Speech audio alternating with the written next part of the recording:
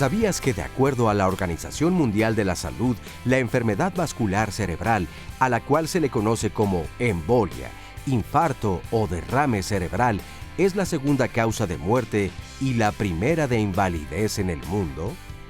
Un accidente cerebrovascular puede producirse por una arteria bloqueada o la pérdida o rotura de un vaso sanguíneo. Los signos de alarma son entumecimiento, debilidad o parálisis de la cara, el brazo o la pierna en uno o ambos lados del cuerpo que aparece en forma repentina. Ocurrencia súbita de visión borrosa o reducción de la visión en uno o ambos ojos.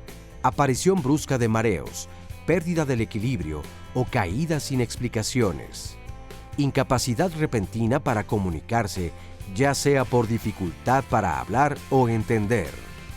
Aparición súbita de dolor de cabeza de gran intensidad y sin causa conocida. Estos signos de alarma pueden durar solo unos cuantos minutos y luego desaparecer o pueden preceder a un accidente vascular cerebral de mayores consecuencias. Los especialistas señalan que la identificación temprana de los síntomas y la correcta e inmediata atención médica reducen en un porcentaje significativo la muerte o secuelas ocasionadas por el también conocido ictus. Para prevenir el desarrollo de la enfermedad vascular cerebral, lo mejor es llevar una vida saludable, es decir, dieta equilibrada, actividad física, evitar el consumo de tabaco y alcohol, así como llevar un control correcto de diabetes e hipertensión. Hoy, en Diálogos en Confianza, conoce cuáles son las causas de la enfermedad vascular cerebral con el fin de prevenir los factores de riesgo y con ello disminuir su incidencia y prevalencia, que suponen notables costos humanos y económicos. Bienvenidos a Diálogos en Confianza con este tema tan interesante que tenemos el día de hoy de enfermedad vascular cerebral, que a ustedes les podrá sonar un tanto raro el término, pero seguro han oído hablar de una embolia o un derrame cerebral o una apoplejía que le pasó a un paciente o a algún familiar. Y el tema de hoy es muy importante porque si bien todos los lunes decimos la frase de mientras más temprano te atiendas te va a ir mejor, yo creo que este probablemente es el caso en donde más importante sea la rapidez de tratamiento, al igual que un infarto cardíaco. En la enfermedad vascular cerebral es muy importante que sepamos detectarla a tiempo y lo vamos a ver ahorita con nuestros especialistas. Oscar, ¿cómo ves el tema de hoy? Pues muy interesante, la verdad es que siempre importante, además un tema como este donde de verdad los minutos son importantísimos para poder salvar la vida o varias de las funciones que tenemos, porque ya lo iremos conociendo a lo largo del programa. Las personas que han vivido este tipo de accidentes pues saben todo lo que se va perdiendo y lo difícil que es recuperar nuevamente lo que el cerebro ya había aprendido, pero bueno, ya lo explicarán más adelante nuestra y nuestros especialistas. Recuerden que en las redes sociales estamos en Twitter, estamos en Facebook, ahí pueden encontrar el Facebook Live, donde pueden mandarnos sus preguntas, sus comentarios y además seguir el programa en vivo. También en internet lo pueden seguir y la dirección es www.canal11.mx/diálogos. Hay una línea telefónica también y el número para comunicarse es 51 66 40 00. Bueno, saludo con mucho gusto a nuestras amigas y compañeras, a Istiel Caneda y a Lía Vadillo. Ellas son las intérpretes en la lengua de señas mexicana. Le damos la bienvenida también a todas las personas que hoy nos acompañan aquí en el estudio de Diálogos en Confianza y, por supuesto, a quienes nos pueden seguir a través de la señal internacional del 11. Y también le damos la bienvenida a nuestros especialistas. Que ahorita se los voy a presentar. También les quiero recordar que también ya estamos en Instagram. Ya estamos muy modernizados. Se llama Diálogos-Confianza. Ahí estamos también para que nos escriban. Oscar está listo para recibir todas sus preguntas. Y les voy a pedir que pongan muchísima atención porque esta patología de la cual vamos a hablar hoy, hay muchos factores que te la predicen o te ponen en riesgo, que los vamos a ver más adelante. Quiero que te fijes si tú tienes alguno de estos factores y qué estás haciendo para modificarlos. Pero antes de que les presente a nuestros especialistas, vamos a ver el panorama general de la enfermedad vascular cerebral. Aquí lo tienen. El panorama general, no sé qué pregunta pueda ser la más correcta. Si en cuanto a distribución de la enfermedad, en distribución, pues cada vez más, porque cada vez vivimos más y en condiciones menos buenas. Entonces eso influye muchísimo en todo. En la comida, en la falta de ejercicio, en el estrés cotidiano, o sea, todo eso juega muy importante. La parte de alimentación está pegando fuerte por la diabetes y por una serie de enfermedades sistémicas que le pegan a todo, le pegan al riñón, le pegan al corazón, le pegan al cerebro, le pegan a todo.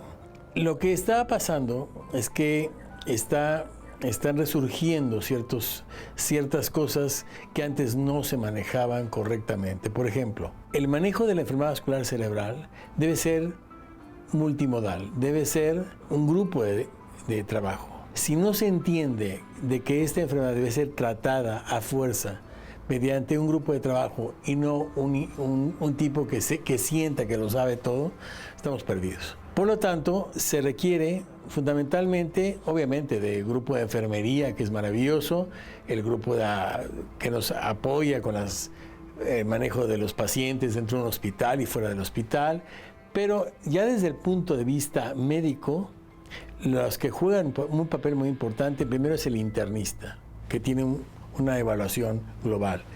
Después, los neuros, son los neurólogos, son los neuroradiólogos, son los neuroendovasculares, que ahora se llaman, que al igual que cardio, navegan con pequeños cables, etcétera, y que a través de esto curan. Ese es el panorama global. En números, pues es catastrófico. Se requiere de un programa nacional que incluya sobre todo a neurólogos, a neuroradiólogos y a personal con capacidades para hacer técnicas endovasculares. Como ven, hay muchísimo que hablar. Vamos a presentarles a nuestros especialistas. Doctora Jimena Quinzaños Fresnedo, bienvenida. Muchas gracias. Jefa de Rehabilitación Neurológica del Instituto Nacional de Rehabilitación de la Secretaría de Salud. El doctor Luis Manuel Murillo Bonilla, bienvenido, doctor. Gracias. Neurólogo vascular con subespecialidad en terapia endovascular neurológica, investigador nacional, director del Instituto Panvascular de Occidente y presidente de la Asociación Mexicana de Enfermedad Vascular Cerebral. Y me da mucho gusto que esté de vuelta con nosotros el doctor Antonio Arauz Góngora. Bienvenido, Antonio. Gracias, Pepe. Neurólogo del Instituto Nacional de Neurología y Neurocirugía, Manuel Velasco Suárez, Secretaría de Salud. Expresidente de la Asociación Mexicana de Enfermedad Vascular Cerebral, y ahorita estamos diciendo fue mi maestro de neurología. Él era residente de neuro cuando yo estaba en medicina interna. Somos contemporáneos. Contemporáneos. Bienvenidos, doctores. ¿Por qué creen que sea importantísimo que hablemos de este tema? ¿Por qué lo traemos a la mesa? Si me permiten empezar, la enfermedad vascular cerebral es un tema muy importante porque, como escuchamos en las cápsulas, es la segunda causa de muerte. Pero en México es de gran importancia porque tenemos un cambio demográfico. Actualmente la población ya es una población de 40 a 50 años y en los siguientes años va a tender a envejecer más la población mexicana, de tal manera que hacia el 2035, 2050, la mayoría de la población va a ser gente arriba de los 50 a 60 años, que es precisamente esa gente la que está en riesgo de tener un evento vascular, ya sea embolia o derrame cerebral. Sí, el otro punto importante es que esta enfermedad, por definición, es una enfermedad prevenible.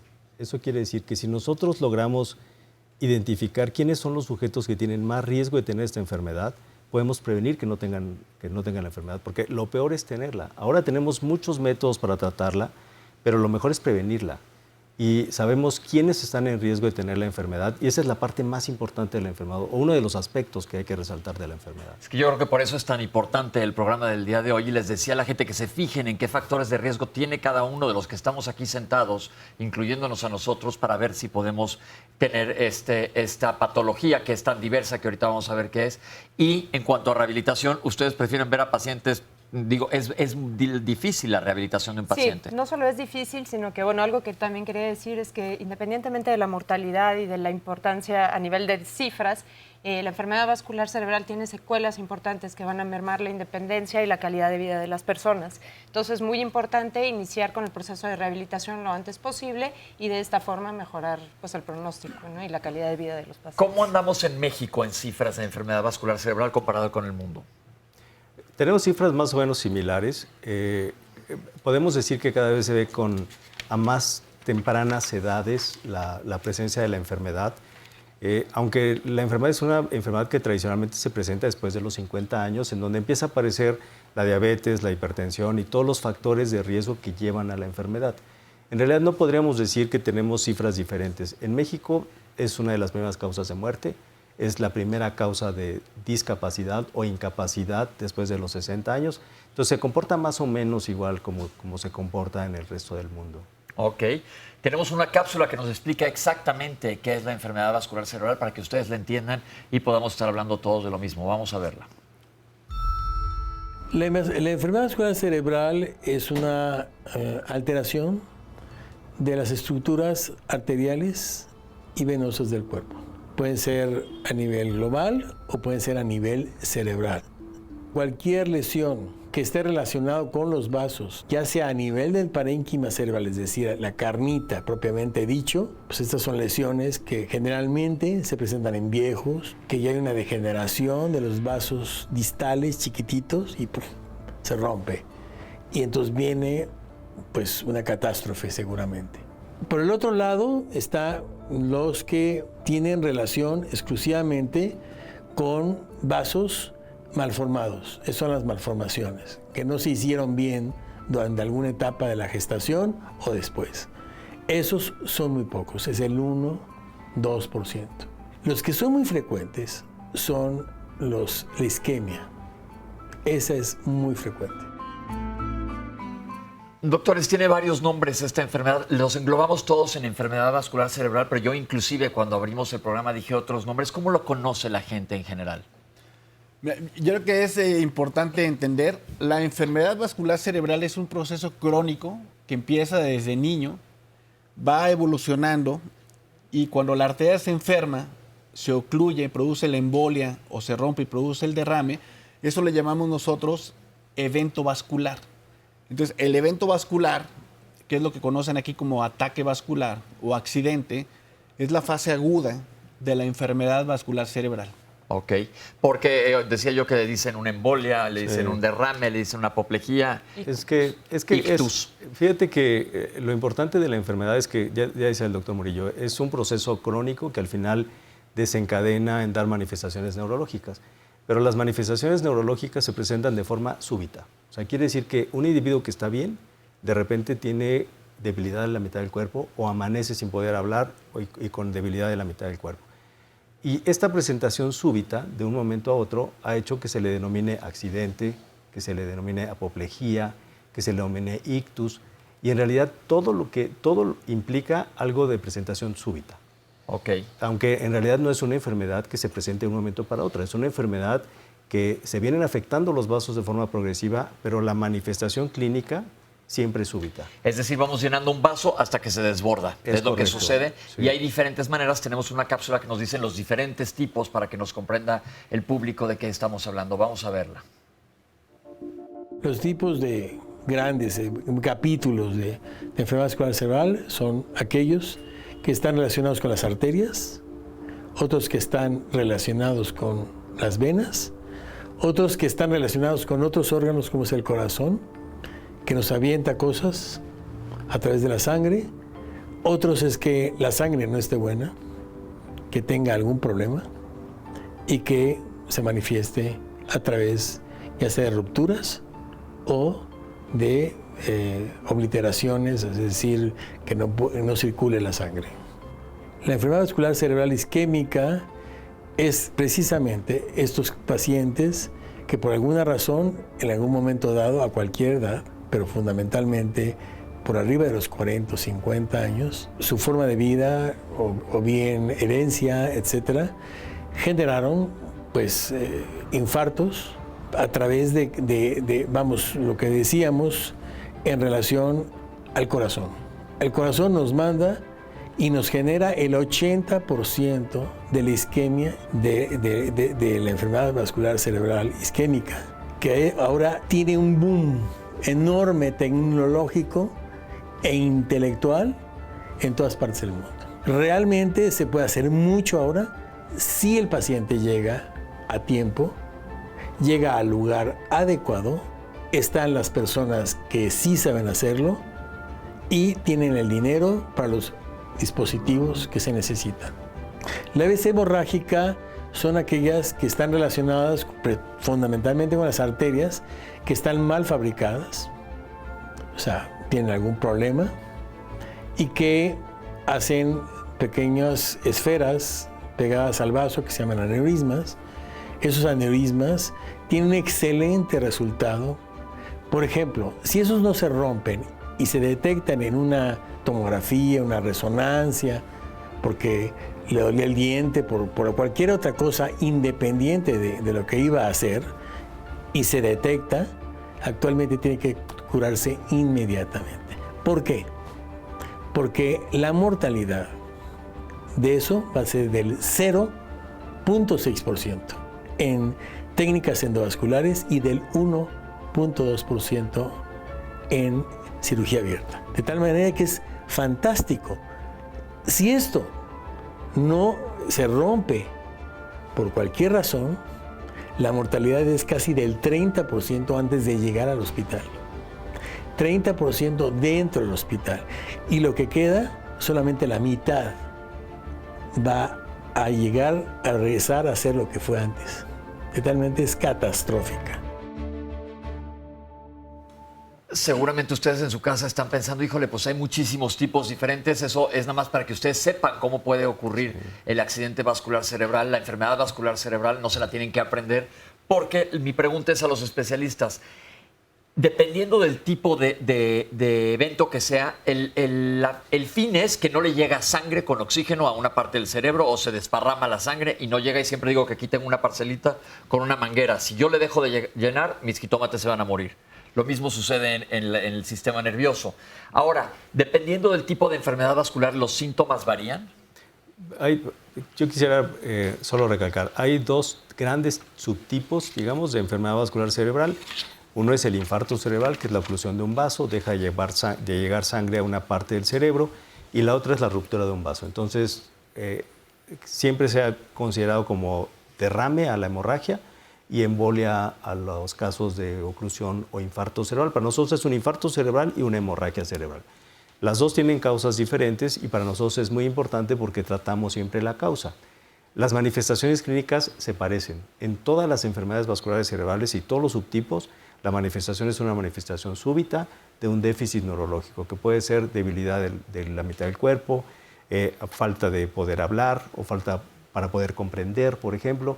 Pero todo se presenta de forma súbita y son muy parecidos los síntomas que tienen. Perfecto. Oscar, ¿ya tienes comentarios? Sí, así es. Fíjate, precisamente Raúl Larraguibel ha sido televidente de este programa, nos manda saludos y nos preguntaba de un accidente cerebrovascular cerebral hemorrágico. Las consecuencias son iguales entre un derrame, una embolia y un infarto cerebral. Dulce Peque nos dice, buenos días, los golpes que lleva uno en la cabeza cuando es pequeño, ¿esa causa de que con el tiempo puede ayudar a que exista un problema como tal? ¿Cuál sería el síntoma más común para detectar el riesgo de alguna enfermedad? Y así como se puede presentar de forma súbita, si un golpe puede ser fuerte, puede ser también la consecuencia de alguna de estos padecimientos. Maru Chapa dice, tremenda los accidentes cerebrales o cerebrovasculares para quienes lo padecen, pero también a quienes rodeamos a las personas que viven con esta situación. Adriana Hernández Ramírez nos comparte, el 25 de marzo sufrí un infarto cerebrovascular. Estoy bien y contándolo y después de una cirugía. Es importante comentar que sí hay avisos como dolores de cabeza extraños días anteriores al evento y que queremos enmascarar con medicamentos para el dolor. Hay que hacer caso a cualquier señal extraña y no quedarse con la primera opinión médica. En mi caso, la segunda opinión fue la que me pudo salvar la vida. Diana Ivonne, en una ocasión llegué a acostarme boca abajo en mi cama y en ese momento sentí una presión muy fuerte en la cabeza y se terminó sintiendo como un fuerte dolor de cabeza. Esto se me quitó en el momento en el que me puse de pie. Tengo 42 años y tengo sobrepeso. Estoy con dieta y haciendo ejercicio para tratar mi peso. Ángeles Salazar, gracias a estos programas que me encantan por los excelentes temas que manejan. En mi familia acabamos de pasar por una situación de un derrame con mi papá y agradezco la atención oportuna por los médicos para su pronta atención. Y ahora ya está en casa recuperándose. Saludos a todo el equipo de Diálogos. Pues muchas gracias y qué bueno por la noticia. Sandy Mar nos comparte algo también bastante importante. Las parálisis parciales faciales pueden ser causa de una enfermedad cerebrovascular. Yo tengo 21 años y me dio una parálisis facial parcial a los 18. Nunca me hicieron alguna resonancia y antes de ello sufría de migrañas y me hicieron una, pero solo medicaban con antidepresivos. Dejé el tema porque al parecer no importaba, pero a veces no me siento bien. ¿Debería entonces preocuparme y volver a revisar o esto es normal? Reina Cordero nos comparte, a mi abuelo le dolía la cabeza y cuando noté que se le olvidaban las cosas, él mismo pidió ir al doctor y decía que ya no aguantaba. Le mandaron a hacer un estudio en el cual nos dijeron que tuvo infartos cerebrales que iban en aumento hasta perder la razón. Él ya falleció, pero ahora me enteré que su papá también murió de eso, quedando como vegetal. Ahora su hijo único creo que también ya está mal. Mi pregunta es ¿esta enfermedad es hereditaria? ¿La genética tiene que ver? ¿Y quiénes tienen más probabilidades, hombres o mujeres? Y felicidades por el tema. Cisan Díaz de Lore nos dice, me gustaría que reforzaran sobre listemia, lo último de este video. Buen día y saludos desde la bella Airosa. Pues saludos hasta Pachuca. Isquemia debe de ser. Yo creo que sí, aquí... Isquemia, déjame más decir, es que isquemia es que le está faltando oxígeno, que no está irrigando adecuadamente. Mayra Mesa también pregunta si es hereditario este tema. Por otro lado también nos dice, a mi mami le dio un accidente cerebrovascular hemorrágico apenas hace 2 meses.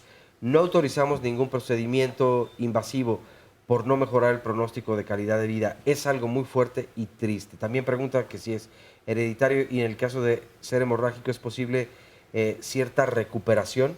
Y Jackie Clusó nos pregunta, ¿esto está asociado con el uso de drogas con las enfermedades vasculares cerebrales? Si es así, ¿cuáles son las sustancias más riesgosas? Y todavía tenemos más comentarios y preguntas, pero lo haremos un poco más adelante. Bien, doctores, son muchas y acuérdense que si no salen a lo largo del programa sus comentarios, en el último bloque nuestros especialistas nos van a hacer favor de contestarlos. Pero hagamos ahorita una pausa porque son varias preguntas. Doctores, ¿la herencia influye?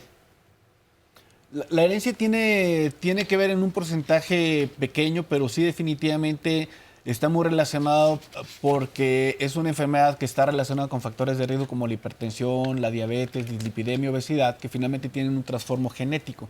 Entonces, en un porcentaje pequeño de los casos sí hay enfermedad que es hereditaria, pero se considera en más del 90% de los casos una enfermedad esporádica, o sea que no hay un factor de herencia. Vaya, si a mi papá le da la enfermedad, a mi mamá le da la enfermedad, no me tiene por qué dar a mí la enfermedad, porque esta enfermedad se previene modificando hábitos de estilo de vida y preveniendo factores de riesgo como la hipertensión, diabetes, obesidad y dislipidemia.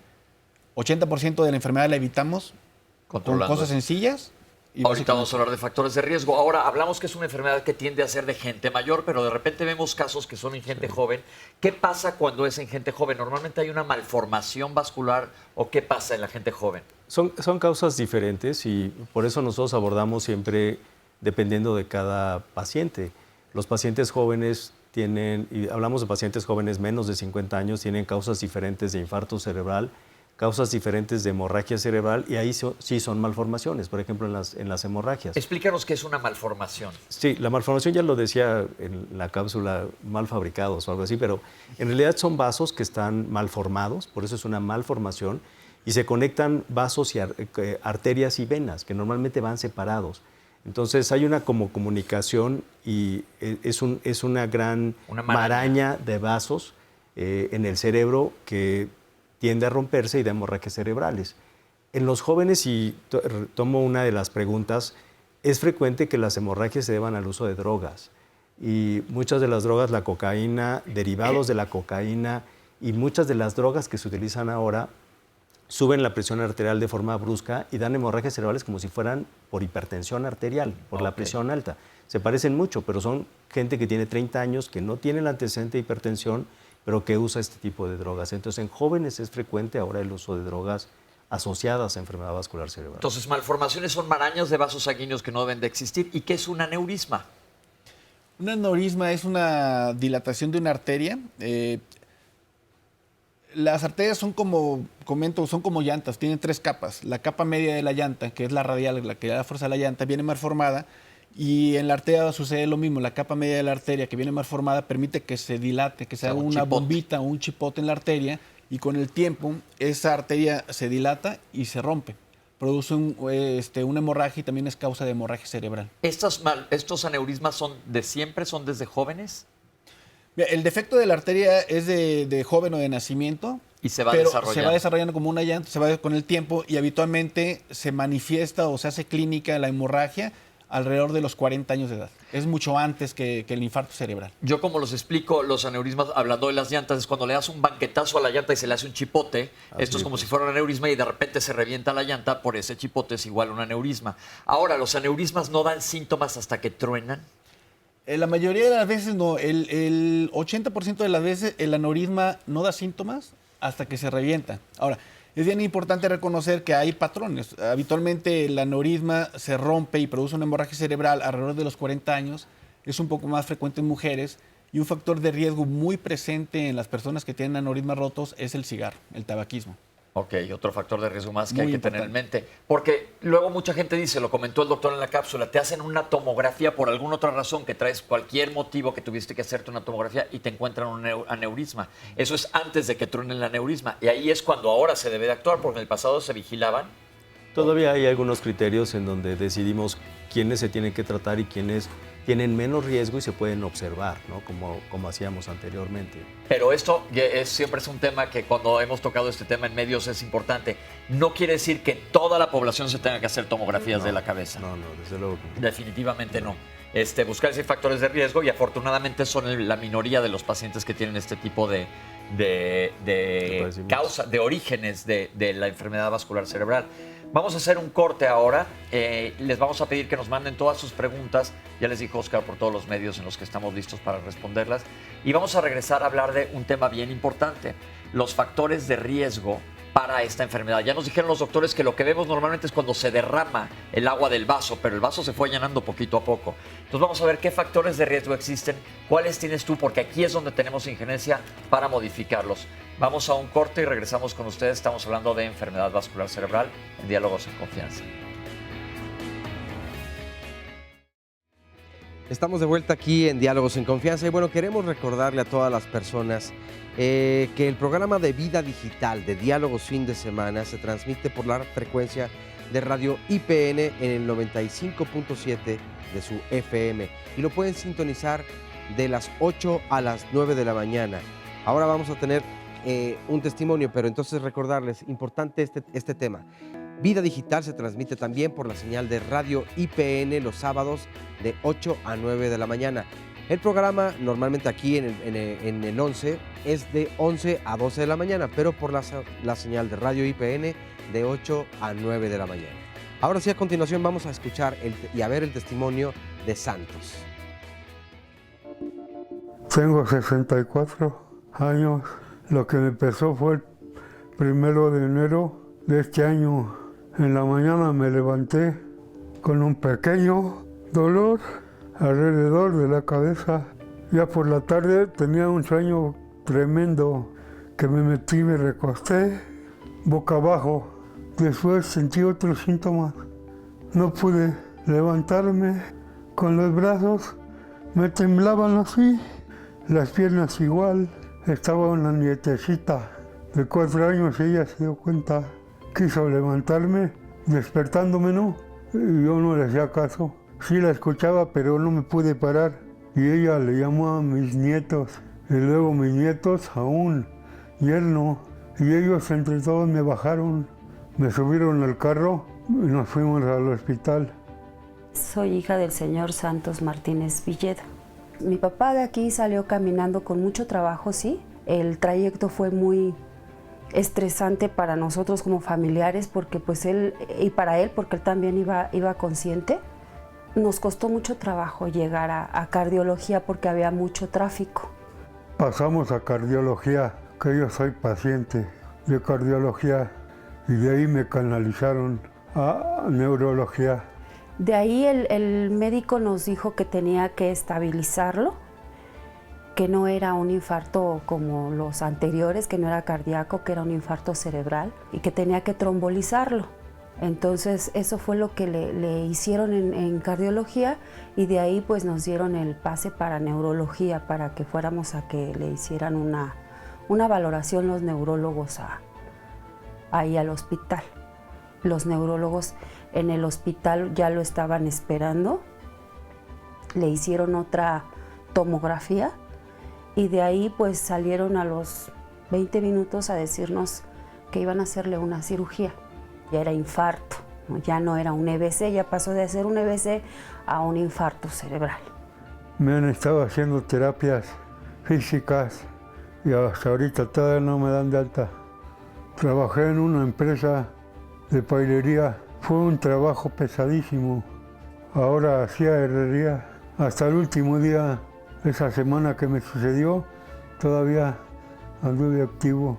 Él siempre ha sido muy activo, deportista, siempre ha hecho ejercicio y ha trabajado. Hasta el último día del evento él trabajó. Pues mi sueño es ese, ¿no? Que toda esa gente que nos ha ayudado lo vea de pie, lo vuelva a ver de pie y pues pegándole fuerte a un balón como siempre le pegaba a él, ¿no? Mi sueño es algún día seguir jugando.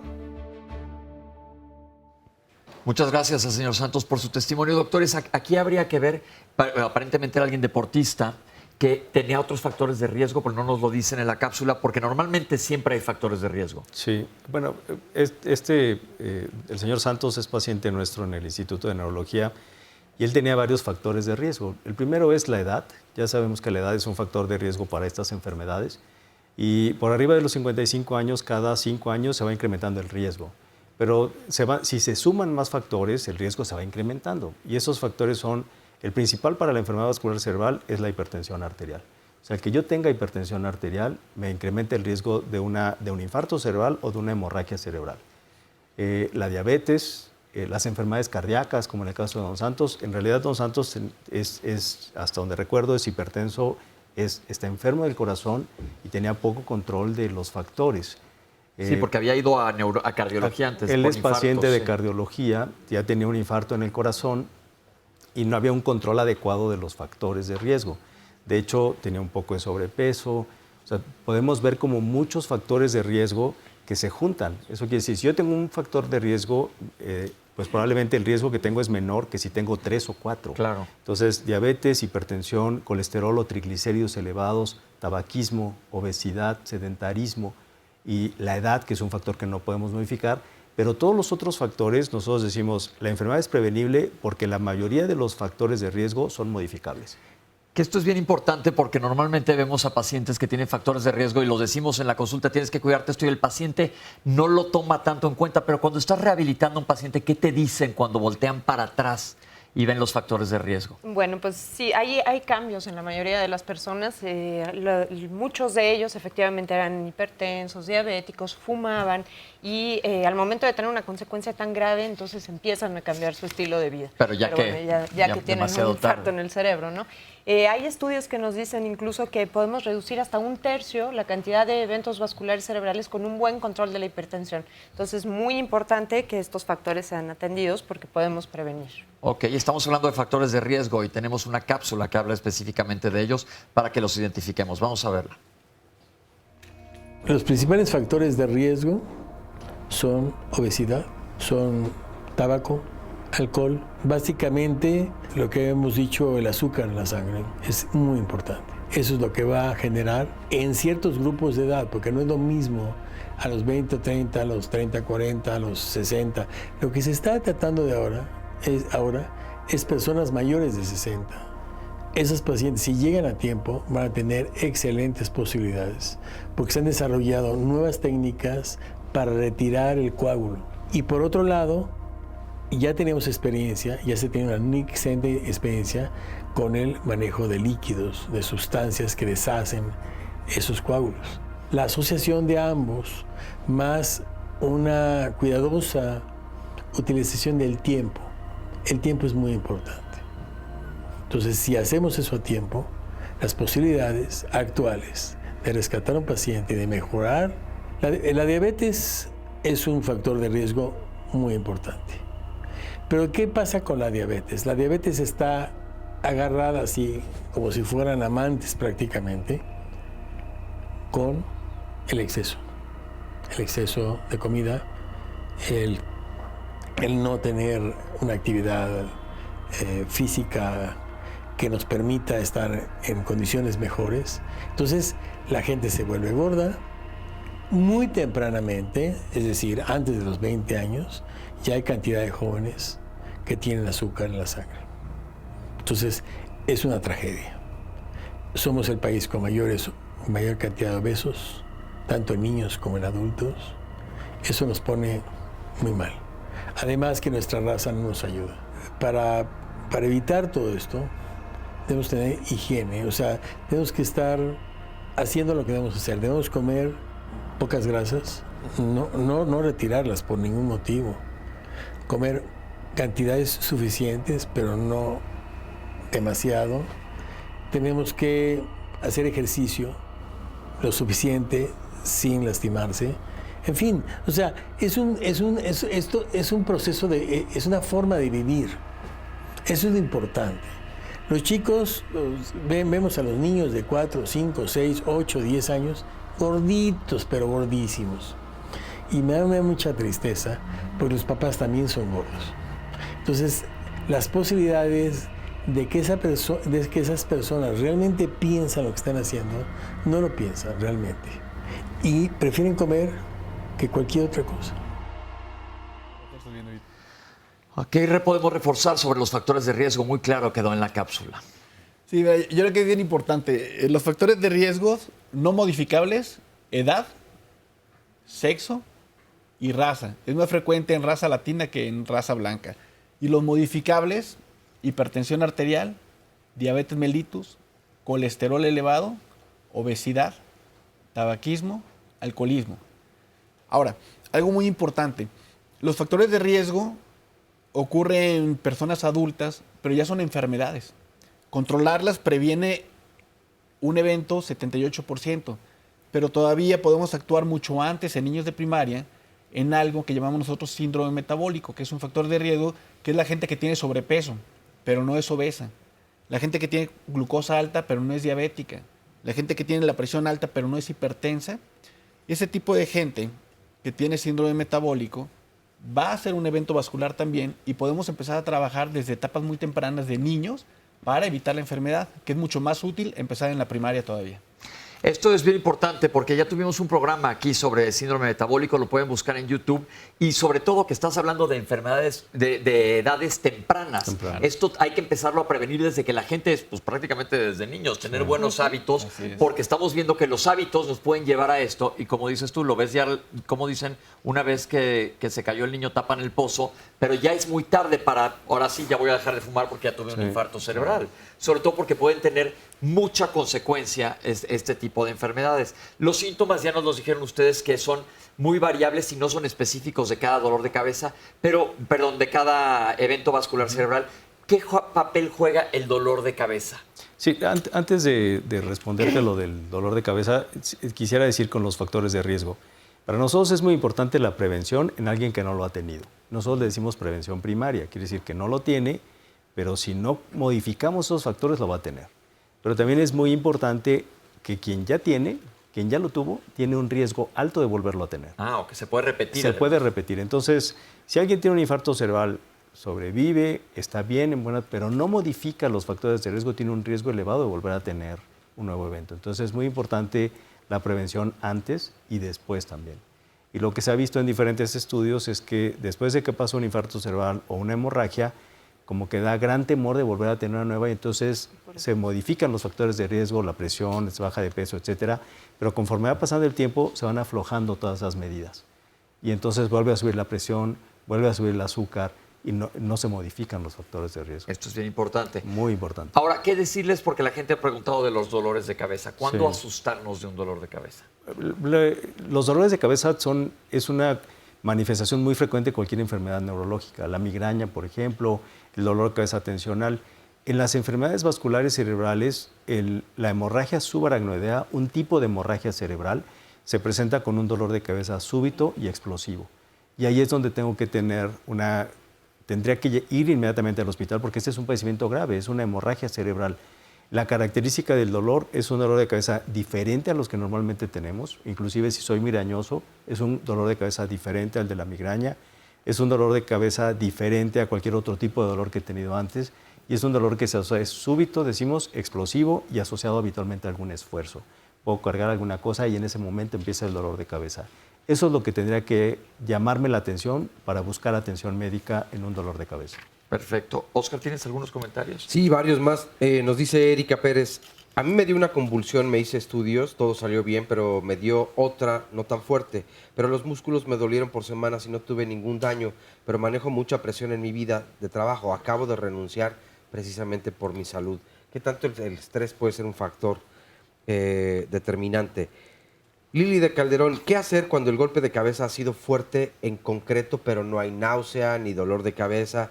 ¿Podría ser que más adelante se presentara algún accidente de esta naturaleza? José Martínez nos dice, los golpes de cabeza por jugar fútbol americano causan problemas en la cabeza. ¿Recomiendan que niños de 6 años en adelante jueguen este deporte? ¿Ustedes lo recomiendan? Fíjate, aquí yo me voy a balconear un poco. Yo jugué desde muy temprano fútbol americano. Y ahora ha cambiado mucho y de hecho en las ligas profesionales hay una película muy famosa con Will Smith donde él precisamente va descubriendo varios de los accidentes que se presentan y muertes repentinas o súbitas de jugadores. Bueno, no repentinas porque venía poco a poco su... Con demencia. Sí, con demencia, pero su salud venía menguándose poco a poco. Pero antes existía un tacleo que se le llamaba de pico, que era barra contra barra o casco contra casco. A mí me tocó esa época y de hecho nos ponían a entrenar, imagínate, para fortalecer, digamos, no sé si la cara, la cabeza o el cuello, a golpear con el casco a una pared, así 100 veces. Entonces, uno de verdad ya en ese entonces, pues supongo que era el apasionamiento y parte de querer formar del equipo, pero la verdad es que, pues sí, ¿qué tanto, por ejemplo, el boxeo que ha cobrado también muchas vidas, estos golpes a la cabeza pueden ir afectando, no probablemente en el momento, pero años después sí puede haber consecuencias. Maricela Alfaro nos dice, además de llevar a emergencias a la persona con signos de enfermedad vascular cerebral, ¿qué puede hacer uno en el Inter para esa persona para alargar el tiempo de espera hasta llegar a los servicios médicos?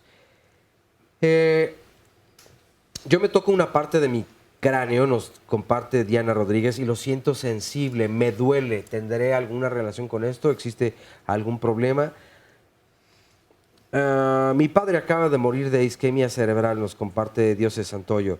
Sufrió al final, se tenía que amarrar en la cama del hospital. No entiendo si él tenía dolor o porque tenía esas reacciones de desesperación.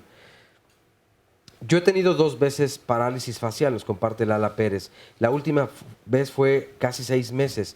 Luego de algunos años comencé con migraña. En mi familia las mujeres por parte de mi madre han padecido parálisis. En ocasiones siento como descargas en la cabeza. Tengo 37 años. ¿Esto podría ser alguna consecuencia? Y reforzando lo que decía el doctor, este es un tema interesante, nos comparte Mar López. A mi mamá le han dado... Uy, acá justo me está jugando una broma la tableta también. Le han dado 4 derrames cerebrales. En este momento está en estado de mucha paz. A veces me conoce y a veces no. Y creo que es lo mejor porque si estuviera más consciente, tal vez esta situación la deprimiría. Alma también nos comparte, a mi mamá le han dado 6 eventos cerebrovasculares. Afortunadamente, sin secuelas visibles. El último episodio que le dio fue muy agresiva. Ella fue muy agresiva conmigo e intentó golpearme. Perdió la noción del tiempo por más de 2 horas. La tranquilicé y de inmediato la quería llevar al médico, pero no se dejaba, ya que me decía que no tenía cita, hasta que por fin la llevé y me regañaron porque no acudí de forma inmediata. Estuvo internada por 2 días para ver su evolución y no tuvo secuelas de ese evento. Sin embargo, ella recuerda que no se tomó el medicamento de la presión y una aspirina. Tenía alto el colesterol y los triglicéridos, ya que días antes le habían realizado exámenes de triglicéridos y colesterol y padece de presión alta. Los médicos asocian que el coágulo se fue al cerebro y que fue por los índices elevados de triglicéridos y colesterol. Claro que no, por no haberse tomado la aspirina, ya que fue la función que tiene eso para aligerar la sangre. ¿Qué opinan al respecto? Pues que hay que, como dice el doctor, cuidarse, pegarse al tratamiento. Vamos a ver, porque nos preguntó qué hacer en el Inter. Hay una cosa que se llama la estrategia camaleón, que es importante que la conozcamos todos, vamos a verla. ¿Sabías que el infarto cerebral es la tercera causa de muerte a nivel mundial y una de las principales también en nuestra región? ¿Sabías además que es una de las principales causas de discapacidad en adultos? Un infarto cerebral puede ser isquémico si se produce por el bloqueo en una arteria del flujo que lleva sangre al cerebro, o hemorrágico si es por la ruptura de un vaso sanguíneo dentro del cerebro. Utiliza la estrategia camaleón para reconocer los síntomas. Cara: debilidad en la mitad de la cara. Mano: debilidad en una mano y brazo o pierna. Lenguaje: dificultad para decir palabras y comprender el lenguaje. Dale on al teléfono y llama al 911 lo antes posible, ya que cada minuto que pasa en un infarto cerebral daña miles de neuronas que pueden dejar secuelas severas. Entre más rápido se pueda restablecer el flujo cerebral en un infarto cerebral isquémico, hay mayor probabilidad de recuperación. Por eso las primeras 3 horas desde el inicio de los síntomas son muy importantes para poder tratarlo adecuadamente. Las personas con obesidad, presión arterial alta o diabetes maltratadas, problemas de colesterol y fumadores son los que tienen mayor riesgo de sufrir un infarto cerebral. Actúa con rapidez. El tiempo es cerebro. ¿Se acuerdan cómo decía al inicio del programa que este sí es un evento, es un tema en donde mientras más temprano se va a ver mejoría? ¿Qué tan temprano? ¿Cuánto tiempo tienen ustedes neurólogos para actuar? Mira, los neurólogos decimos que el tiempo es cerebro. Mientras más rápido llegas, menos neuronas pierdes y tu pronóstico es mejor. El tratamiento del infarto agudo ha cambiado mucho en los últimos 20, 25 años y actualmente tenemos muchas herramientas terapéuticas.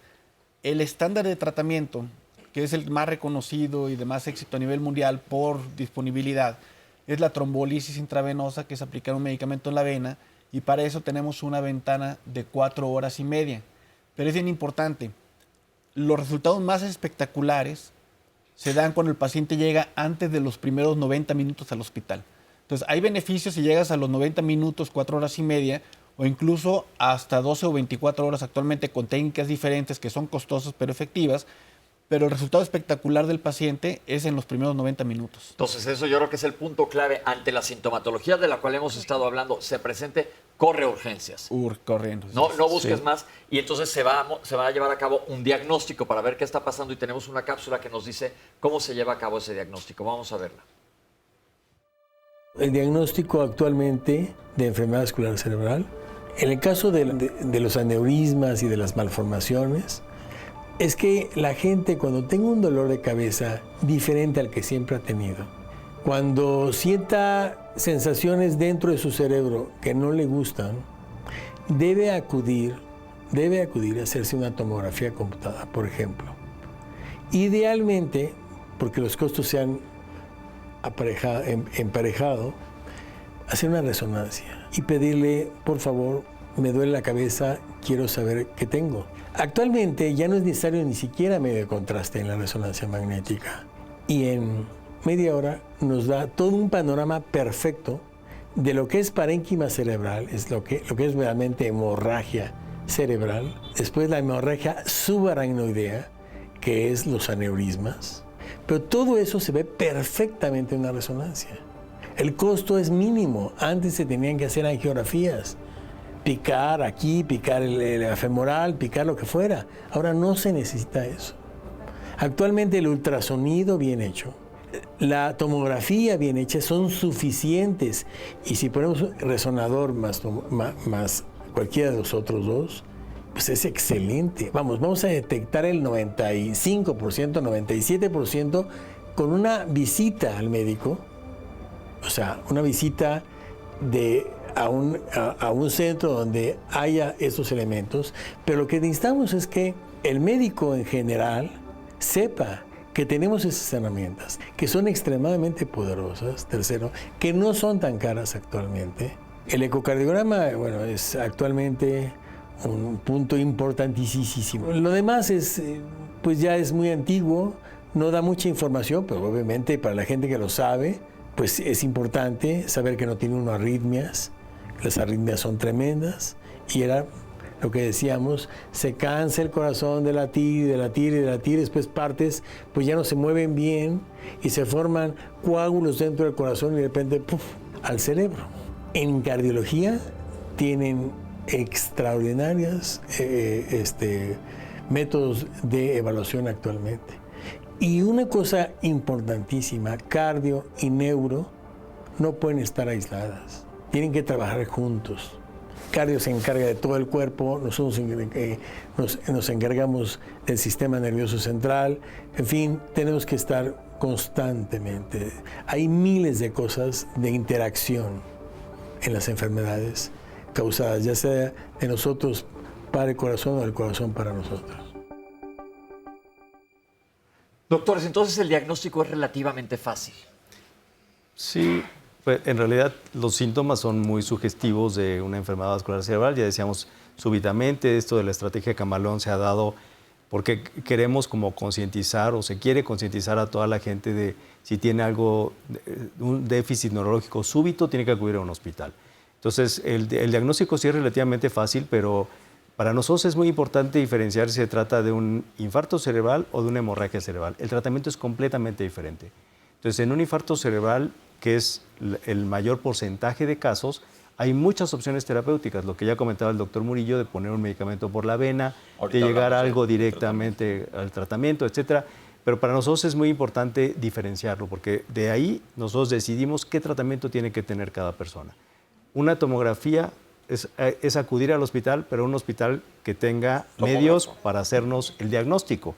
Porque si vamos a un hospital en donde no hay radiografías, no hay tomografías, pues no nos ayuda. Necesitamos mínimamente un tomógrafo, una tomografía de cráneo. Okay. Sí se pueden hacer resonancias y todo lo demás. Tenemos medios diagnósticos muy sofisticados, pero que a veces no son estrictamente necesarios para hacer el diagnóstico de esta enfermedad. Con una tomografía puede ser más que suficiente. Y afortunadamente en muchos lugares aquí en México hay tomografías. La tomografía aparte es muy rápida. No les quita mucho tiempo a ustedes a la hora de hacer el diagnóstico. Se tiene que hacer toda una exploración neurológica al paciente además. Hacemos una exploración y de hecho, bueno, los neurólogos tendríamos a hacer exploraciones muy largas, muy cuidadosas, detalladas, elegantes, pero tengo que decirlo. Pero ahora la verdad es que tenemos ciertas escalas que vemos cuáles son los puntos más importantes de cada paciente y esas escalas nos permiten hacer una exploración rápida y tener un puntaje, digamos, de la severidad que tiene un individuo que llega con un infarto cerebral. ¿Es común que lleguen con pérdida de conocimiento? Es común que lleguen con pérdida de conocimiento más los eventos hemorrágicos que los isquémicos, porque es un poquito diferente la fisiopatología. Yo quería comentar, el diagnóstico es fácil cuando el médico toma cierta experiencia en el dominio, ¿no? Estas escalas como Camaleón y otras escalas que hay, simplifica mucho la llegada al hospital, pero el médico tiene que tener experiencia poco a poco para poder identificarlos. Ahora, los síntomas más fáciles de identificar, que es lo del lenguaje, desviación de la cara, disminución de la fuerza de un lado, es el evento más común, pero el evento o el síntoma depende de la localización, o sea, depende de la arteria. Entonces, 80% de los infartos dan estos síntomas Camaleón. Por eso los difundimos tanto porque pues, diagnosticas el 80%, pero 20% de los eventos son de síntomas diferentes. Entonces sí hay que tener cierta experiencia para poder diagnosticarlos adecuadamente. Ok, esto es bien importante, entonces que caigan en manos de un buen neurólogo. Claro que en urgencias la gente sabe detectar y les avisa al neurólogo qué es lo que está pasando. Y nada más quisiera agregar, Pepe, que porque fue una pregunta recurrente de la parálisis facial. Las parálisis faciales, cuando abarcan toda la cara, nosotros les decimos parálisis faciales periféricas y no son datos de un infarto cerebral, es otra cosa completamente diferente. Para que no tengan pánico, la gente que nos está viendo, las parálisis faciales son bastante comunes y no tienen que ver porque esto es, luego nos pasa que damos una información y la gente puede confundirse y no queremos crear pánico. Oscar, ¿tienes algún comentario en lo que nos vamos a corte? Sí, fíjate que esto de los golpes de cabeza ha llamado mucho la atención. Juan Banaras nos comparte, a mí me cayó un tabique de una altura de 5 metros aproximadamente cuando era niño y tenía 10 años. No me descalabró, solo se me oscureció la vista por unos minutos. Tengo 35 en la actualidad y quisiera saber si esto podría afectarme en un futuro. Lupita nos dice, a partir del mes de enero la presión empezó a subir de momento. Siempre estoy 110/70, máximo 120/80, pero esta de momento sube a 140/90, 160/90. Mi médico familiar me dio tratamiento con diuréticos. Me dijo que esta presión nada tiene que ver con la arterial, que la presión que yo padezco es hiperreactiva, que esto es lo delicado porque puede sobrevenir un accidente cerebral vascular. Y bueno, ya viene la pausa y regresando entonces compartimos esta llamada. No se vayan. Bueno, estamos de regreso aquí en Diálogos en Confianza. Recuerden que todos los martes nuestros temas son acerca de los asuntos familiares. Y mañana hablaremos de uno que tal vez no es tan común. El tema es: mi mamá tiene cáncer. Creo que evidentemente todas las personas tenemos pues, este riesgo de vivir con cáncer. De hecho, es una enfermedad que está latente. Pero ¿qué pasa cuando mamá entonces vive con esta enfermedad? La primera preocupación es: ¿cómo van a quedar mis hijos? ¿Quién va a cuidar a mis hijos? Lejos de preocuparse tal vez por su salud, empieza a preocuparse por la salud de sus hijos, de su familia, cómo van a quedar, cómo van a vivir, y esta parte emocional pues que también desde luego siempre va a afectar. Pero entonces, ¿qué es lo que puede hacer una mujer cuando se encuentra en esta situación? Ya hemos tenido en otros programas más o menos un acercamiento a este tema. Sin embargo, creo que es la primera vez que lo vamos a tratar de esta forma. ¿Qué es lo que se puede hacer cuando mi mamá tiene cáncer? ¿Cuáles son los elementos que pueden ayudar para la familia alrededor, las hijas y los hijos, que puedan entender también al mismo tiempo bien esta enfermedad? ¿Y qué es lo que se puede hacer? ¿Cómo podemos apoyar emocionalmente también a una paciente que vive en una situación así con esta enfermedad? Bueno, de todo esto y mucho más mañana se va a hablar aquí en Diálogos en Confianza, y la cita es a las 9:30 en punto de la mañana, así que las esperamos y los esperamos.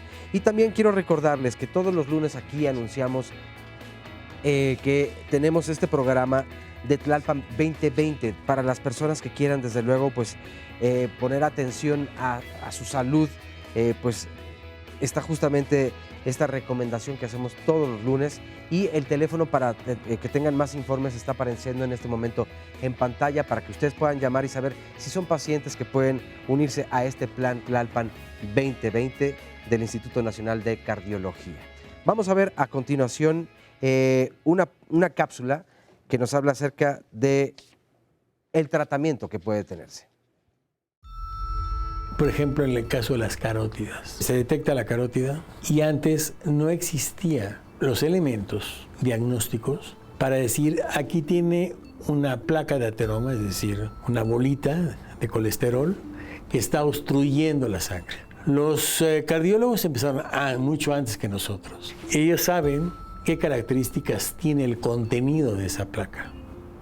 Y con el contenido de esa placa, nosotros podemos decir que es una placa estable o inestable.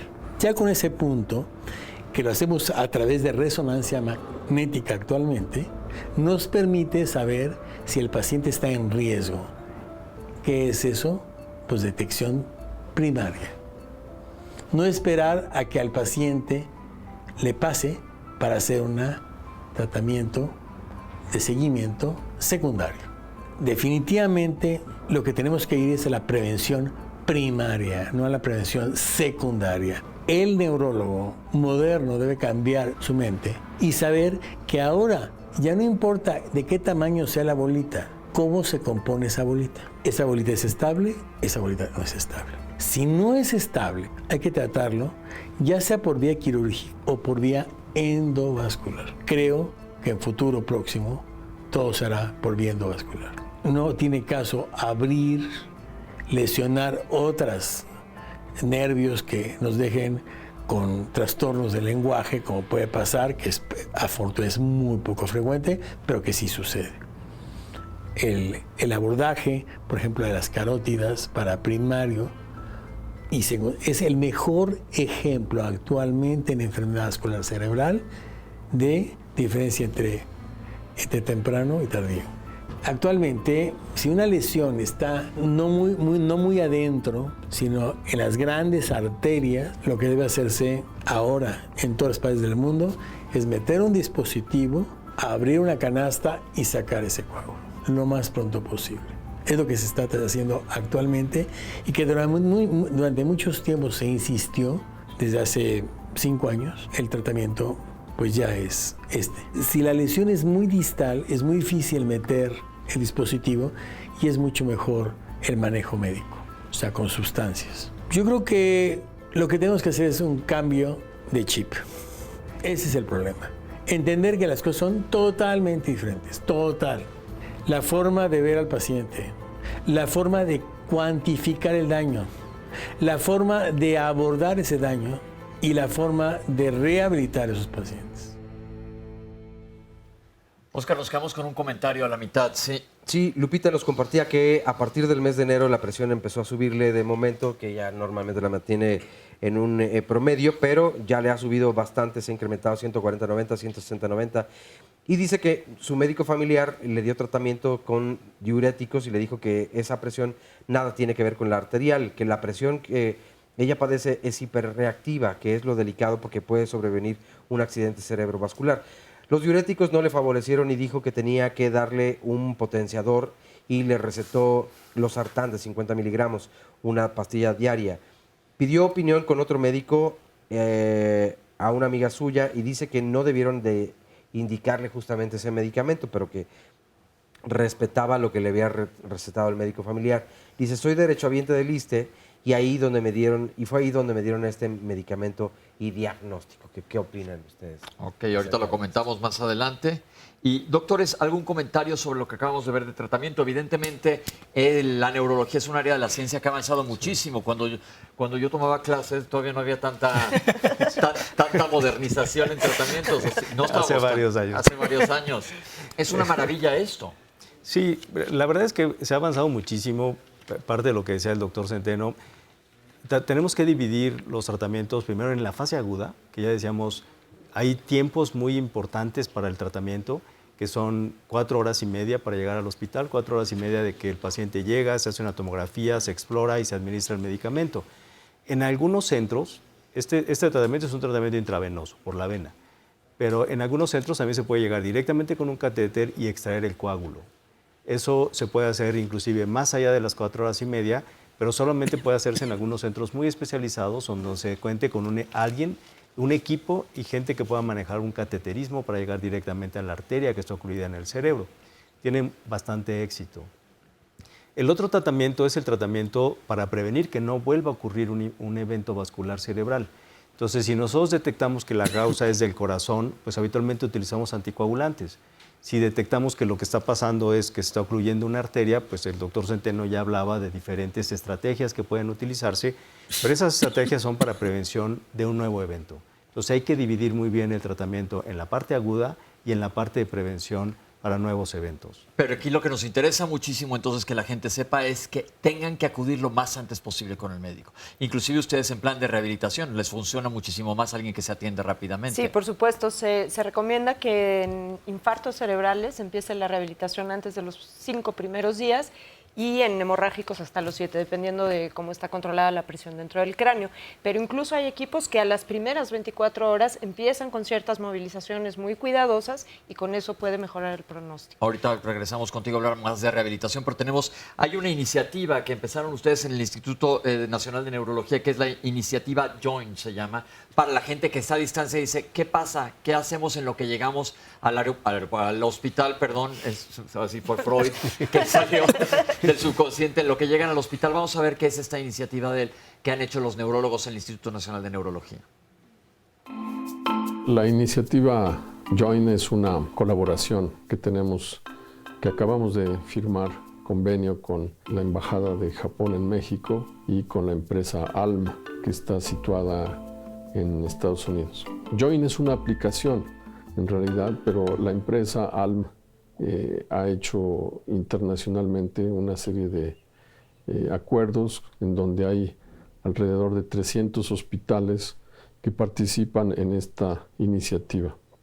El objetivo es establecer una red de comunicación entre especialistas nacionales y extranjeros, en donde participa el Instituto Nacional de Neurología para el mejor cuidado y atención de urgencias en pacientes con infarto cerebral. Es una forma de telemedicina. La telemedicina en general es llevar servicios de atención médica en donde un usuario, que puede ser un paciente, un familiar o incluso otro médico, hace comunicación con un centro especializado para pedir apoyo. Esto es particularmente útil para comunidades alejadas o para también en ciudades como la Ciudad de México, en donde el tráfico, la comunicación luego se ve en determinados horarios pues muy afectada. Una cosa particular en esta enfermedad vascular cerebral es que El enfermo, el tiempo es cerebro, como se dice. Mientras pasan los minutos, el daño cerebral está ocurriendo cuando un trombo o cuando un émbolo, un coágulo, para decirlo en forma más sencilla, obstruye y deja de suplir de sangre o de oxígeno un área del cerebro. Acabamos de firmar los convenios primero para que esta aplicación ya pueda ser bajada y usada por los médicos de aquí del instituto. Estamos haciendo también la búsqueda. Nos pidieron que reclutáramos 10 o 12 hospitales en el país para que también ellos participen de esta aplicación y que podamos nosotros asesorarlos y entrar en comunicación con ellos. Esto está en proceso, ya se han identificado la mayoría de ellos y están también en el proceso de validarlos y pueden ser hospitales públicos o privados. Considero que en un mes más estaríamos ya integrando y convocándolos a hacer una reunión y hacer entonces sí el lanzamiento de esta aplicación. La plataforma Join puede recibir información que puede ser por vía chat, como un WhatsApp, pero también podemos subir información más elaborada como videos o audios, fotografías. Incluso podemos tener acceso a través de esta plataforma a archivos más pesados como el de una tomografía o una resonancia magnética. Esa es realmente la aportación, ponernos en coordinación y aprovechar los especialistas y los recursos tecnológicos que ahora hay a disposición. Suena esto súper bien. ¿De dónde sale, Toño? Esta iniciativa es una iniciativa en realidad mundial. Se está manejando en todas partes porque sí se sabe que es muy importante el tiempo, pero también es muy importante que un paciente esté atendido por manos expertas con la tecnología que se requiere, pero a veces en los hospitales tienen un tomógrafo y tienen el medicamento que se puede administrar, pero no tienen quien tenga la expertise para hacerlo. Entonces se hace como una telemedicina a distancia, entonces yo veo al paciente, veo el estudio y decido si el paciente requiere o no requiere tratamiento. Entonces lo que pone de manifiesto es que se tiene que tratar en centros donde se cuente con experiencia y con personal que se tenga con experiencia y en centros que se tenga cierta tecnología mínima, que es un tomógrafo. Y si eso no se cumple, lo que se está haciendo en todas partes del mundo es hacerlo por telemedicina. A distancia se toman decisiones y es lo que estamos tratando de incorporar ahora a México. En el Instituto de Neurología tenemos médicos que estamos especializados en enfermedad vascular cerebral y lo que queremos es como compartir esta experiencia con otros hospitales generales que probablemente no tienen un neurólogo 24 horas del día, por ejemplo, o que no tienen la gran expertise en enfermedad vascular cerebral. Entonces, desde ahí parte esta iniciativa.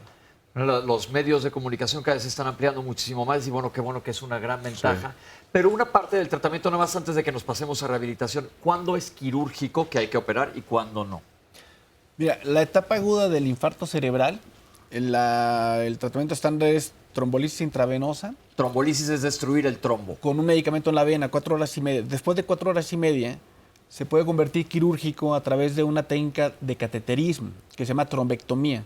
Entramos a una sala de hemodinamia, avanzamos catéteres desde la pierna hasta el cerebro y tratamos de sacar el coágulo con medio de un stent, que es una malla metálica, o por medio de catéteres que aspiran el trombo. Eso ya es quirúrgico.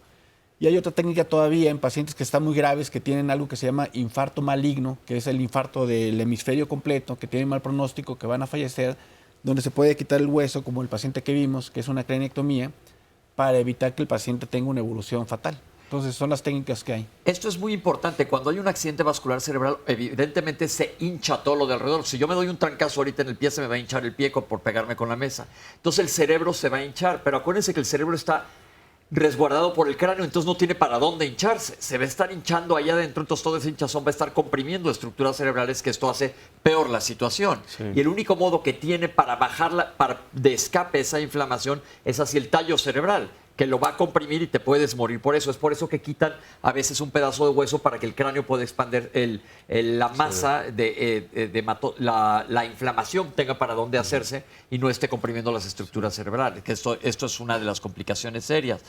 Y ahora sí yo creo que es bien importante que hablemos de la otra parte de tratamiento, que es la rehabilitación. ¿Desde cuándo? Tenemos esta cápsula y la doctora ahorita se va a dejar ir a platicarnos. El proceso de rehabilitación se está modificando día a día. La forma en cómo se están rehabilitando los pacientes es mucho más eficiente que antes. No tenemos cifras exactas de qué está pasando en este sentido, pero sabemos que entre más temprano se lleve a cabo esta rehabilitación, es mejor. Ahí hay dos grupos, los que rehabilitan propiamente el movimiento, manos, pies, etcétera, y el lenguaje, que es muy importante para el ser humano, el poder hablar, el poder entender. Nosotros tenemos dos lenguajes, el que emitimos y el que recibimos. Entonces, sí se está haciendo cosas importantes en varios lugares. El Instituto Nacional de Rehabilitación es extraordinario. El Instituto Nacional de Neurología, específicamente lo que corresponde a neuro, es muy, muy bueno.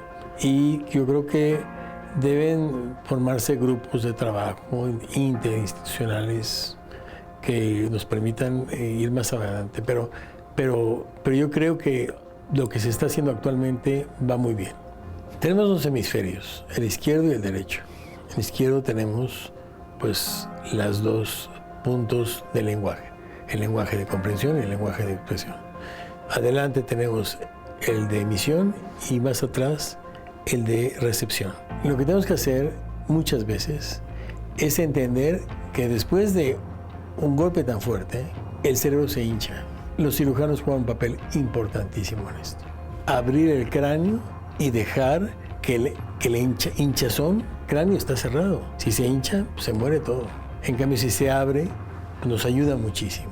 En el lado derecho también se usa la misma técnica, pero yo creo que debe haber más charlas, más intercambios entre neurocirugía, neurología, endovascular, cirugía vascular propiamente dicha, que nos lleven realmente a tomas de decisiones no tan tradicionales, o sea, mucho más agresivas. ¿Qué le va a pasar si le abren el cráneo? Nada. Al contrario, le va a ayudar muchísimo. Por el otro lado, el hecho del movimiento rápido, o sea, temprano después de esto, es impresionante. Y sobre todo, la parte del lenguaje, sabiendo que hay alternativas. No hay nada en el cuerpo más plástico que el cerebro. O sea, no va a volver a hablar y habla. No va a volver a caminar y camina. Y dices, ¿por dónde camina? Pues hizo alternativas, en fin, hizo conexiones por otro lado. Se me fundió aquí, pues le cambio al otro lado y ya estoy caminando otra vez. O sea, lo digo así muy coloquialmente, pero lo que están haciendo es impresionante, ¿eh? El grupo de rescate tardío es extraordinario. La rehabilitación es importantísima. Doctora, explícanos, ¿qué hace un médico rehabilitólogo? Porque no es un fisioterapeuta. Sí, no, bueno, entonces un médico especialista en rehabilitación es un médico que estudia la carrera de medicina y posteriormente hacemos una especialidad médica en rehabilitación. Y bueno, en particular en la enfermedad vascular cerebral es súper importante. También hay dos etapas, al igual que el tratamiento médico. En un primer momento lo que queremos es fomentar la plasticidad cerebral, que es la cualidad del cerebro, para poder ir supliendo las funciones que se han perdido. Y en momentos más crónicos, pues buscar la forma de que el paciente pueda seguir siendo independiente, pueda seguir siendo funcional, mejore su calidad de vida, ya con adaptaciones o con algunas técnicas que podemos utilizar. Entonces, bueno, como les decía, existen en el mundo unidades organizadas ya de tratamiento del EBC, en donde participa un médico rehabilitador que desde el principio está previniendo complicaciones. Es la prevención secundaria, que no solo es cardíaca, sino también dolores de hombro, deformidades en el cuerpo. Bueno, entonces empiezan desde ese momento. Una vez que ya se puede iniciar el movimiento, es muy importante iniciarlo para de esta forma dar retroalimentación al cerebro y poder fomentar la plasticidad cerebral. ¿De qué depende el éxito de la rehabilitación de un paciente? Bueno, son muchos los factores que van a influir en pues las secuelas que van a llegar. La primera es ver la localización. O sea, si un cerebro está muy lastimado, muy inflamado, en zonas donde está comprometido el lenguaje, incluso el aprendizaje, pues bueno, el pronóstico va a ser peor que si tenemos un pequeño infarto que no involucra zonas de áreas cognitivas, pues zonas de aprendizaje del lenguaje, visión, órganos de los sentidos. Y el inicio temprano es súper importante. Entonces, les decía, mientras antes se pueda, les comentaba que hay grupos que a las primeras 24 horas están ya iniciando con el movimiento. Esto ha demostrado que pueden tener mejores resultados. ¿Qué recomendación le darías a los pacientes volviendo a factores de riesgo? Porque tú eres la que ves cuando el paciente se arrepiente. Sí, efectivamente, y bueno, lo que hablamos con ellos es precisamente esto, o sea, esta es una consecuencia grave, pero no se quita totalmente el riesgo, entonces hay que continuar con rehabilitación cardíaca para mejorar su función cardiovascular y bueno, pues tratar de mantener este buen estilo de vida saludable. Yo creo que es bien importante esto porque como comentó el doctor Arauz, se puede volver a repetir. Ha habido varias llamadas que nos dicen se les han repetido las situaciones a los pacientes. Entonces, cada vez que se presenta, pues puede haber otra área del cerebro dañada o la misma, y entonces se entorpece el tratamiento. Efectivamente. Entonces, aparte de continuar con el seguimiento, terapia física, terapia ocupacional, terapia de lenguaje, durante largos tiempos, seguimos haciendo prevención secundaria y monitorizando todos estos factores de riesgo que pueden empeorar el pronóstico. Ok. ¿Qué tantos pacientes, después de tener un evento vascular cerebral, necesitan modificaciones, por ejemplo, físicas en su casa? Bueno, no se saben muy bien las cifras, como bien decía el doctor Centeno, estamos de hecho haciendo estudios en eso, pero bueno, es más o menos la mitad de los pacientes que han tenido un evento vascular cerebral van a quedar con secuelas. Y de estas, las principales son las motoras o la hemiparesia, no poder mover bien el cuerpo, exacto. Y bueno, pues estos pacientes van a requerir forzosamente ayudas técnicas para poderse desplazar de un lado al otro, pero también modificaciones en el hogar para poder facilitar que sean independientes. Sí. Una parte importante, Pepe, es que siempre que pensamos en rehabilitación, pensamos en esta rehabilitación física de mover el brazo, la pierna, pero ellos también tienen una terapia de lenguaje para la gente que se afecta el área del lenguaje, terapia de deglución, porque parece que no, pero muchos pacientes quedan sin poder deglutir y quedan con una sonda y entonces tienen que darles terapias, o sea, como un traje hecho a la medida. Tienen que valorar a cada paciente y de acuerdo a eso deciden qué terapia es la que tiene que tener cada enfermo. Esto es muy importante porque es un lugar donde convergemos los gastroenterólogos y los neurólogos, es en que no pueden comer porque no pueden tragar. Entonces se le puede ir lo que coma hacia los pulmones y entonces tenemos una complicación que es una neumonitis o una neumonía por broncoaspiración que pone en peligro la vida del paciente. Exacto. Entonces, ¿cuántos pacientes terminan con sonda de alimentación? Depende mucho de dónde está. Acuérdense que el cerebro pues, es como un mapa y hay una parte del cerebro que controla la deglución, el tragar. Entonces, cuando esa parte se afecta, que está en el tallo cerebral, la mayoría de los pacientes requieren una sonda y a veces es una sonda transitoria y a veces permanente. Para siempre. Sí, a veces es permanente. Estamos hablando de secuelas que pueden ser, pues, son muy importantes, muy, muy serias. Por eso vuelvo a lo mismo que les insisto, porfa, en la prevención. Sí, importantísimo. Y algo que también es importante desde un punto de vista de rehabilitación es el manejo con la familia, porque muchas veces van a tener que estar acompañando a un adulto que pues era independiente, que ya no necesitaba a nadie y bueno, ahora pues va a tener que estar involucrado en el tratamiento diario. Entonces, en rehabilitación tratamos de ver todo de una forma muy integral, la casa, la familia y todas las funciones que se han pues lastimado con el evento vascular cerebral. Perfecto. Oscar, ¿qué nos dice la gente? Fíjate, este asunto es bien importante y creo que es mucho también de sensibilidad, porque se requiere el mismo paciente pues de mucha paciencia. Yo creo que hay una desesperación. Yo he visto a algunos pacientes en rehabilitación y el justo poner, por ejemplo, un cono sobre el otro, le cuesta trabajo pensar cómo esto que es tan sencillo y que lo podría hacer un niño pequeñito, ahora yo no lo puedo hacer. Bueno, se requiere de mucho apoyo emocional. Creo que eso puede ayudar mucho a los pacientes y las pacientes. Vicenta Moreno nos dice, si a un paciente se le detectan quistes subaracnoideos, ¿qué riesgo tiene de desarrollar una enfermedad vascular cerebral? ¿Qué cuidados debe tener entonces esta persona? Guadalupe Ortiz, en un estudio de sangre salió muy alto la proteína C reactiva y me ponen que existe la probabilidad a 10 años de un infarto cerebro o cardiovascular. Me están tratando con aspirina Protec, no soy hipertensa ni diabética, me alimento sanamente, ¿tendrá que ver el hecho de que soy hipotiroidea en control? Marta Sánchez de la Vega nos pregunta, ¿el infarto cerebral tiene que ver con la enfermedad vascular? Conozco a una persona que le dio un infarto cerebral, pero además está enferma del corazón y utiliza un marcapasos. Quiero saber qué relación guardan entre sí estos padecimientos. Bernabé Chávez, en el 2003 tuve un accidente vascular cerebral, yo tenía muchos malos hábitos alimenticios, la recuperación fue difícil, realicé rehabilitación, ejercicio y así es como pude salir adelante. Pedro Correa, el derrame cerebral es sinónimo de muerte, existe el celo profesional entre doctores, es que siempre que uno consulta a otro médico, dice que lo que nos habían mandado, entonces está todo mal. ¿A quién le podemos hacer caso? Ángeles Guzmán, en urgencias de todos los hospitales públicos debería haber un neurólogo, ya que los médicos generales que están en urgencias no logran identificar un evento cerebrovascular. Nancy Franco Durán, ¿qué relación tiene la menopausia con problemas de colesterol, triglicéridos altos e hipertensión? Leticia Irma Morales Juárez, soy hipertensa y hace 3 años me dio una embolia fugaz. En esa ocasión solo se durmió un brazo y perdí el habla por un momento. Me mandaron anticoagulantes y otros medicamentos y me normalicé. Pero quiero saber, ¿puedo volver a tener un problema similar? Nos llamó desde Quintana Roo justamente Leticia.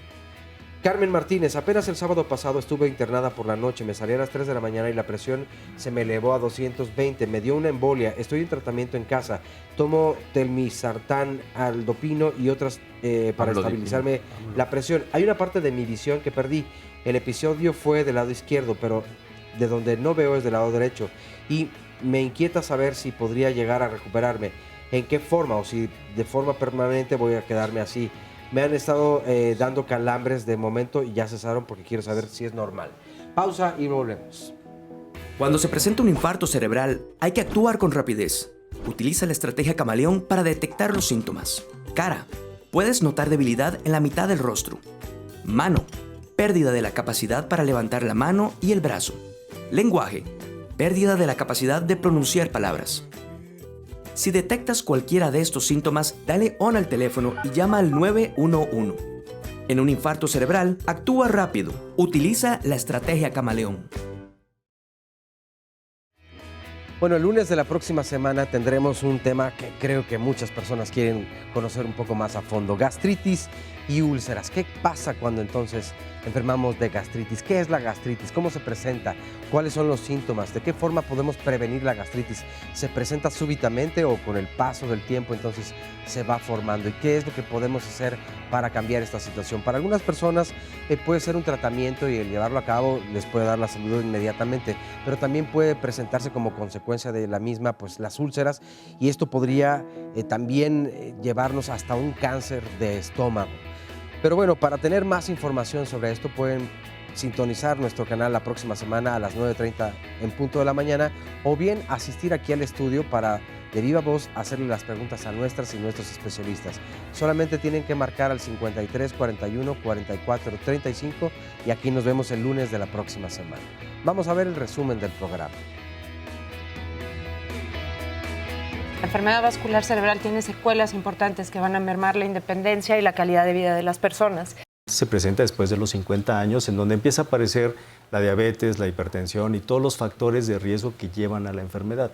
Es una de las primeras causas de muerte, es la primera causa de discapacidad o incapacidad después de los 60 años. Quiere decir que un individuo que está bien, de repente tiene debilidad en la mitad del cuerpo o amanece sin poder hablar y con debilidad en la mitad del cuerpo.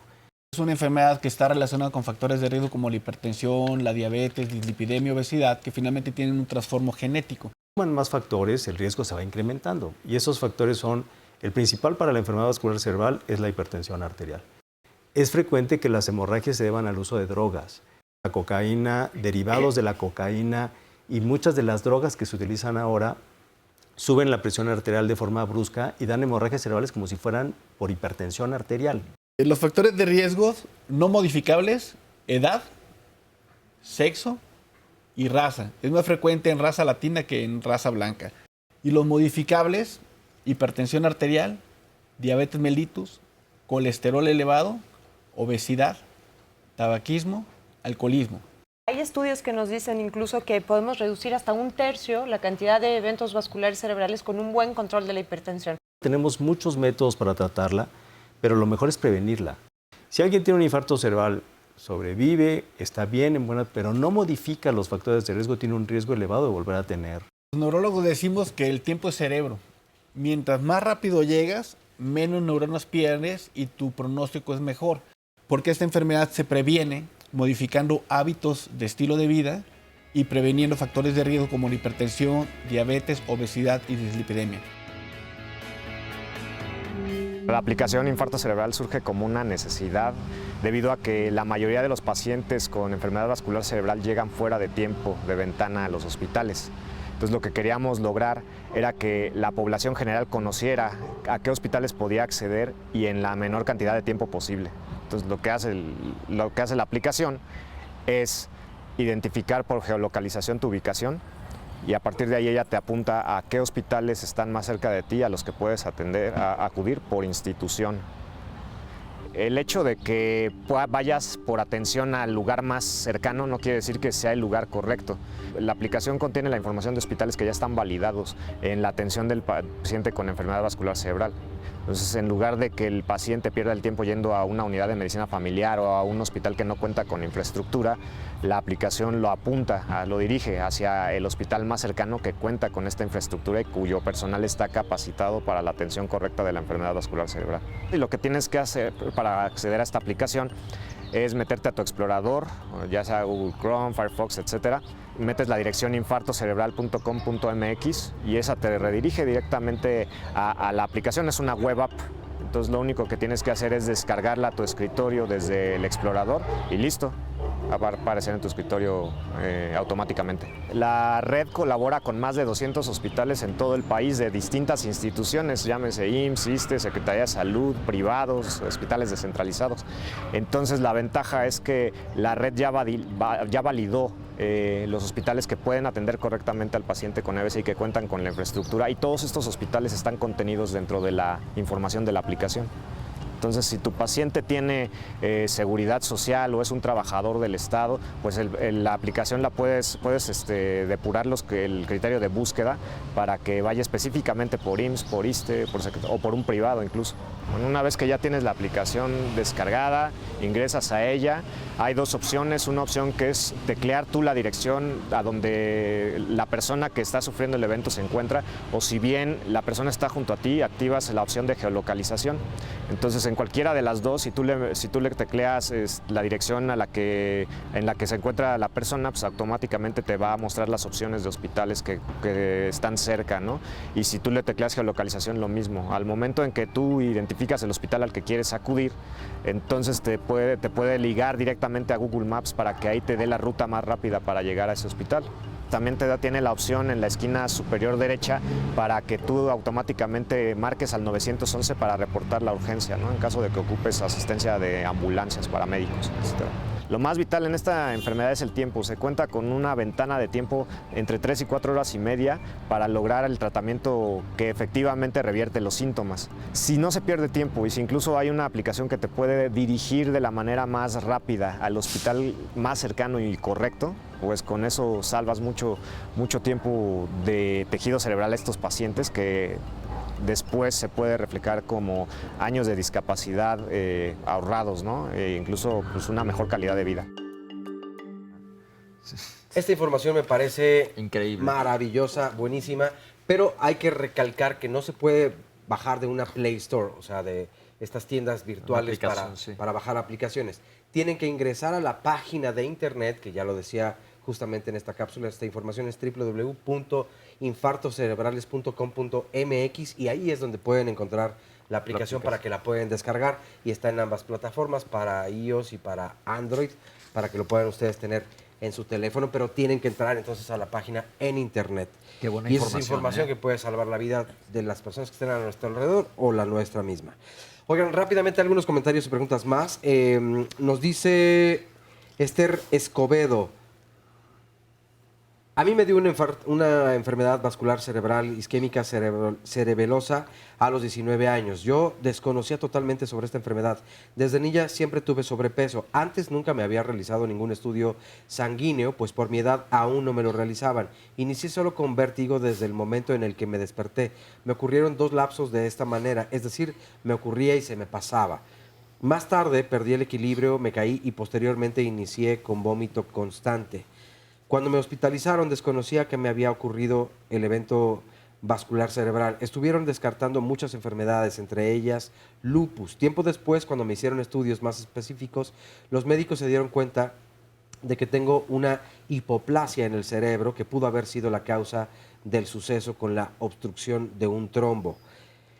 Hoy en día estoy estable, bajo vigilancia médica y con fármacos, pero sí me costó mucho trabajo al inicio volver a caminar, volver a escribir, a hablar, pues las secuelas se notaron en la mitad de mi cuerpo y creo que la atención médica fue a tiempo. De no haber sido así, evidentemente las consecuencias pudieron haber sido más graves todavía. Life Day nos dice, mi mamá tuvo un evento vascular cerebral y ahora tiene como espasmo, se pone rígida, no puede hablar ni moverse. ¿Cuál sería el tratamiento o el siguiente paso a dar? ¿Cuál es el tratamiento que debe seguirse después de un evento vascular cerebral? ¿Me podrían mencionar algunos de los lugares donde se pueden hacer las resonancias, por favor? Está en el IMSS y ella presentó este evento justamente allí. Por otro lado, también nos dice Dora Guerra, al tener migrañas, ¿hay riesgo de aneurisma o embolia? ¿Es el aviso de algo? Yoram Daniela, soy Daniela y tengo 23 años. Hace un año tuve un infarto isquémico lacunar. Comenzó con parálisis facial, disfagia severa que duró 2 meses.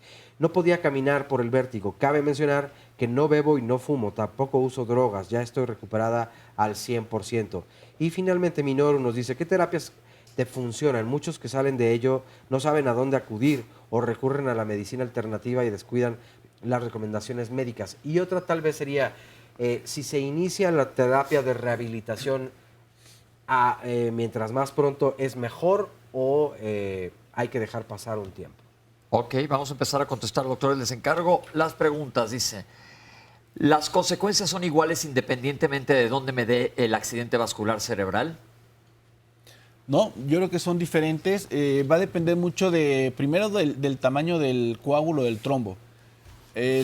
Las enfermedades o los infartos cerebrales dependen mucho de la localización y del tamaño del coágulo. Un coágulo grande tapa una arteria proximal y da síntomas muy graves que pueden ser mortales. Un coágulo pequeño da síntomas pequeños. Finalmente, la idea es rehabilitar a todos los pacientes para obtener los mejores resultados. Bien, hay muchas preguntas que preguntan sobre traumatismos cráneoencefálicos y golpes, inclusive cuando juegan fútbol americano o box. ¿Son factores de riesgo los traumatismos cráneoencefálicos? Bueno, hay una hemorragia cerebral secundaria a trauma. O sea, si yo tengo un accidente automovilístico, puedo tener una hemorragia cerebral. Esa es una causa específica de una hemorragia. Los golpes no graves, digamos, los golpes que habitualmente tenemos, pues no predisponen a tener una hemorragia cerebral. Y el caso de los deportistas, de jugadores de fútbol americano y boxeadores, son casos diferentes porque tienen trauma constante. Es una patología diferente. Es diferente, no es accidente vascular cerebral. Inclusive alguien que habló que iba caminando y le cayó un ladrillo como de 5 metros. Sí. Si no pasó nada en ese momento, no va a pasar nada, ¿no? Ok. Que sí es lo mismo que parálisis facial. Ya lo aclararon que no. ¿Las migrañas son factores de riesgo? La migraña es un factor de riesgo menor, o sea, se presentan más eventos vasculares cerebrales en la gente con migraña, pero es un 7 a 10% más que en población general. Es muy bajo. Muy bajo. Hay una forma de migraña que se acompaña de aura, que es una alteración visual, y en algunas ocasiones se puede presentar un infarto en la zona del aura, que es en la parte posterior del cerebro. Entonces sí es un factor de riesgo menor. Pero quisiera nada más comentar que se incrementa el riesgo si es alguien que fuma. O sea, si eres migrañoso y fumas, tienes mucho más riesgo. Si es mujer, es migrañosa, fuma y usa anticonceptivos, tiene un riesgo todavía mucho más alto. Entonces, nada más controlar su migraña con su neurólogo, claro, básicamente. Que si es hereditario, ya lo comentaron ampliamente. Si las drogas, ya también lo comentaron. ¿Y cuáles drogas? Dijeron la cocaína, las drogas que se utilizan ahora, todas estas drogas sintéticas. ¿El hecho de tener convulsiones es un factor de riesgo? ¿Tener epilepsia, me imagino que es la pregunta? No. No es un factor de riesgo, okay. Pero sí es importante aclarar que dentro de los síntomas del infarto cerebral, algunos infartos pueden producir crisis convulsivas. Pero eso sería una consecuencia, no es, o sea, la epilepsia no es una causa. No es factor de riesgo. Ok, ¿el estrés te puede causar un infarto, un accidente vascular cerebral?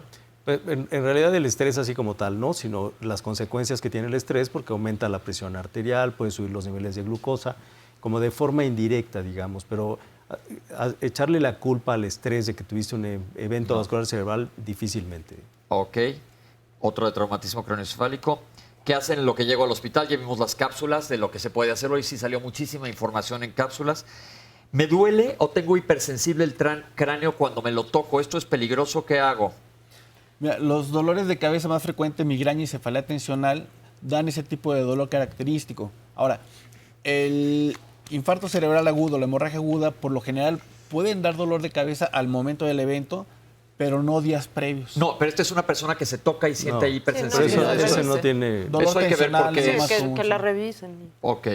¿Qué es una isquemia cerebral transitoria? Este sí es un punto importante porque este es uno de los signos que nos puede avisar que viene un infarto cerebral.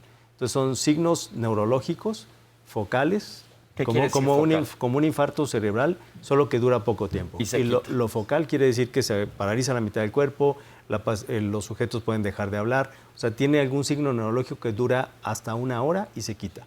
Entonces, si yo tengo eso, tengo un riesgo muy alto de tener un infarto cerebral en los siguientes días. Y sí tendría que atenderme inmediatamente. Entonces, ante cualquier síntoma súbito neurológico, corran al hospital, ya vieron las aplicaciones también. Y también es importante, la retina se considera parte del cerebro. Entonces hay un fenómeno que preguntaban, amaurosis fugax, que es la pérdida súbita de la vista que dura minutos o segundos, se considera isquemia transitoria. Ok. ¿Los cambios de la conducta pueden ser secuela de un infarto, de una enfermedad vascular cerebral? Sí, por supuesto. Sí, además de todas las secuelas motoras, que son las más importantes, pueden haber secuelas de lenguaje y, por supuesto, alteraciones conductuales, depresión, irritabilidad, etcétera. Bien. Hubo una llamada muy interesante que alguien nos comentó que ha tenido mucha variación en su tensión arterial, pero le dijeron que era hiperreactiva y le dijeron que no era arterial. Mi primera cosa que te digo es, sí es arterial, las cifras que nos mandaste son cifras de presión arterial y te dieron losartán, que es un medicamento que se utiliza para esto, pero que no, le dijo una amiga que no era el medicamento adecuado. Mi recomendación para ti es, ve con el cardiólogo. Más fácil, no te hagas más bolas, que le den el tratamiento adecuado y te den un diagnóstico adecuado. ¿El quiste subaracnoideo tiene riesgo de un evento vascular cerebral? No, ninguno. Y solo hay que vigilarlo y nada más. ¿El hipotiroidismo tiene riesgo de enfermedad vascular cerebral? Está relacionado con elevación de niveles de colesterol, triglicéridos, indirectamente. Si altera el metabolismo de colesterol, sí puede estar relacionado, pero no es un factor de riesgo directo. Per se. Entonces, el hipotiroidismo se controla muy bien con medicamentos. Correcto. Tengo elevada la proteína C reactiva. Esto me dijeron que podía tener riesgo para un accidente vascular cerebral. Es bien interesante. La proteína C reactiva es un marcador de inflamación inespecífico. Entonces, el que esté elevada implica que hay que estudiar la causa. Puede ser desde caries dentales, periodontitis, puede ser apnea del sueño, alguna infección, alguna inflamación. Entonces, cuando está alta es factor de riesgo si está en conjunto con otros marcadores, como puede ser engrosamiento arterial, como puede ser alteraciones de algunos índices arteriales, como puede ser en la gente obesa de arriba de 50 años, hipertensa, diabética. Entonces, es en el contexto. Pero entonces, la proteína C reactiva per se no es un factor de riesgo, más bien investiga por qué es, que puede ser algo tan sencillo como una caries, como dice el doctor. Alguien nos pregunta, ¿podrían aclarar la relación entre el corazón y las enfermedades cardiovasculares y las vasculares cerebrales? Pues de esto fue todo el programa. Te recomiendo que vuelvas a ver las cápsulas. Nos lo explican muy bien. Muchas enfermedades cardiovasculares pueden tener impacto en el cerebro, pero para no volver a retomar lo que ya hablamos hace un ratito, checa las cápsulas porque está bien interesante. O si no agarraste el programa a tiempo, lo van a subir en las próximas horas o a partir de mañana, porque sí es muy importante la relación.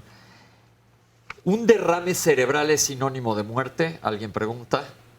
No, es la principal causa de muerte. Mucha gente muere de un derrame cerebral, pero no es sinónimo de muerte en la actualidad.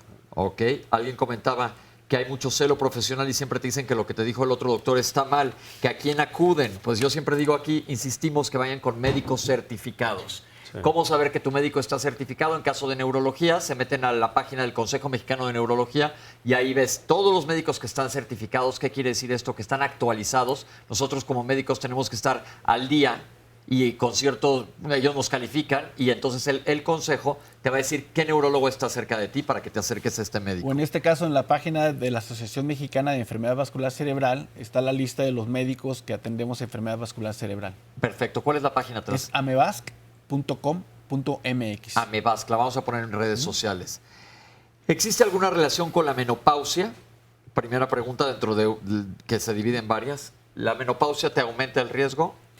Sí, hay una relación entre los estrógenos y la presencia de enfermedad vascular cerebral, Se ha visto que una vez que entra la menopausia, la mujer adquiere los factores de riesgo del hombre y aumenta mucho la frecuencia de infarto y hemorragia cerebral. Pero la menopausia per se no, porque todas las mujeres pasan por menopausia y no todas las mujeres tienen eventos vasculares cerebrales. Pero luego dijo, además de menopausia tengo hipertensión arterial y tengo los lípidos, el colesterol y triglicéridos elevados. Entonces ahí sí cambia totalmente, porque los factores de riesgo están claros. Nuestra recomendación es que vigiles tu presión arterial y reduzcas los niveles de colesterol y triglicéridos.